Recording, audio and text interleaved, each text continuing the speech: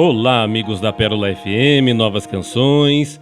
Delvécio Nogueira por aqui, com o programa Palavra e Vida.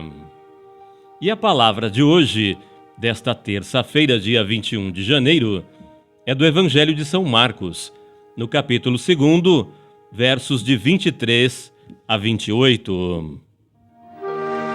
Jesus estava passando por uns campos de trigo, em dia de sábado. Seus discípulos começaram a arrancar espigas enquanto caminhavam. Então, os fariseus disseram a Jesus: "Olha, por que eles fazem em dia de sábado o que não é permitido?" Jesus lhes disse: "Por acaso nunca lestes o que Davi e seus companheiros fizeram quando passaram necessidade e tiveram fome? Como ele entrou na casa de Deus no tempo em que Abiatar era sumo sacerdote, comeu os pães oferecidos a Deus e os deu também aos seus companheiros? No entanto, só aos sacerdotes é permitido comer esses pães." E acrescentou: "O sábado foi feito para o homem, e não o homem para o sábado. Portanto, o Filho do Homem é Senhor também do sábado."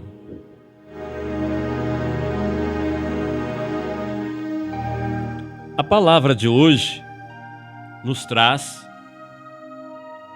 algo que nós evitamos aprofundar sobre o assunto. Será que Jesus transgrediu alguma regra? Pois é, ele se colocou acima da tradicional regra de que o sábado era o dia de descanso. E isso é um fato que nós precisamos aprofundar. Será que estamos seguindo alguma regra que nos impede de seguir a maior de todas as regras? A tradicional regra do sábado impunha que ninguém deveria trabalhar nesse dia, já que foi o dia escolhido por Deus desde a criação do mundo para o descanso. E os judeus levavam isso tão a sério que foram criando regras cada vez mais rígidas para o sábado. Eles instituíram uma distância máxima que era permitido caminhar, proibiram o uso de sandálias que precisassem amarrar as correias, e nem os curandeiros podiam trabalhar, a não ser em caso de risco de morte. O sábado foi instituído e oferecido ao homem como algo muito precioso, como um bem, um favor divino. O sábado foi feito em contemplação do homem.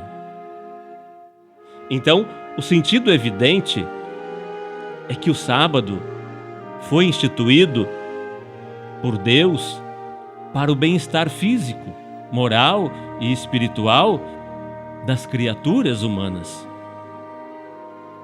O sábado é, assim, uma instituição a favor do homem, em benefício do homem, uma bênção grandiosa.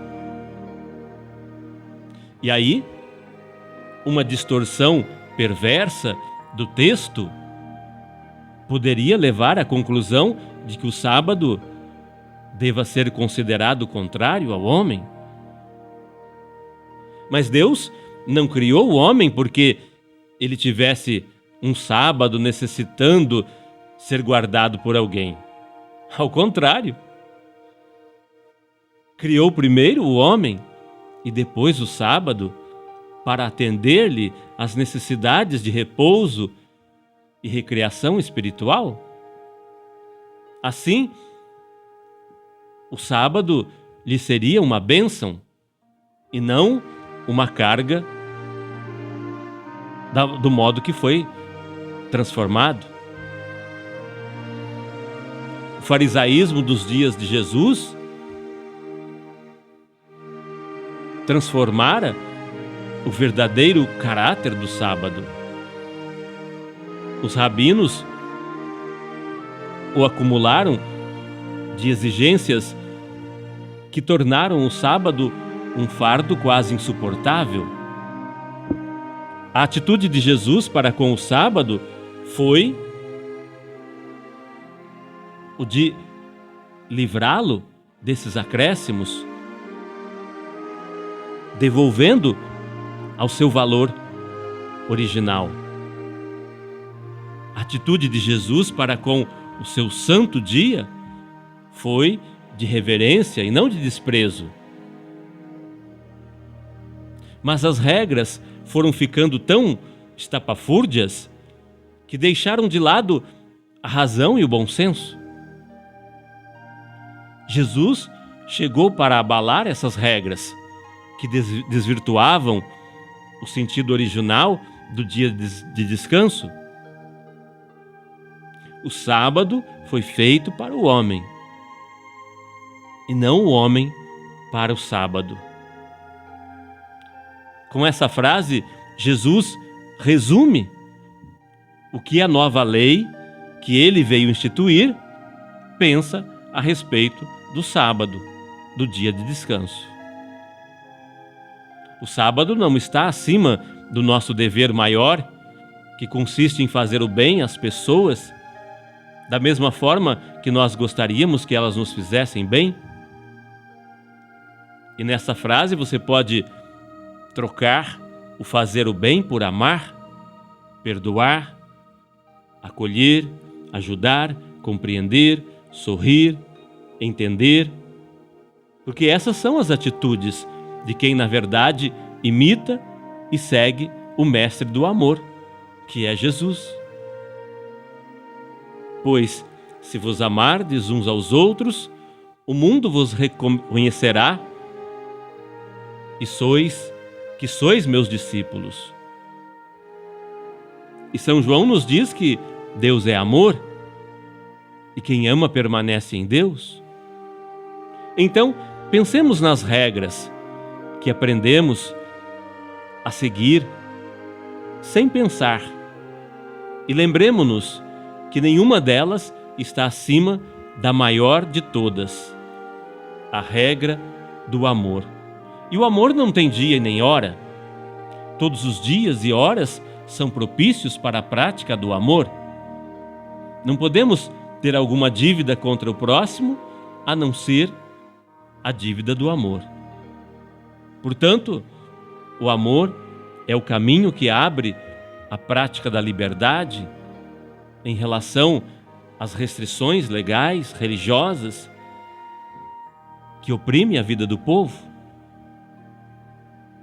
O amor é o caminho da vida, na contramão da ordem do poder opressor e desumano.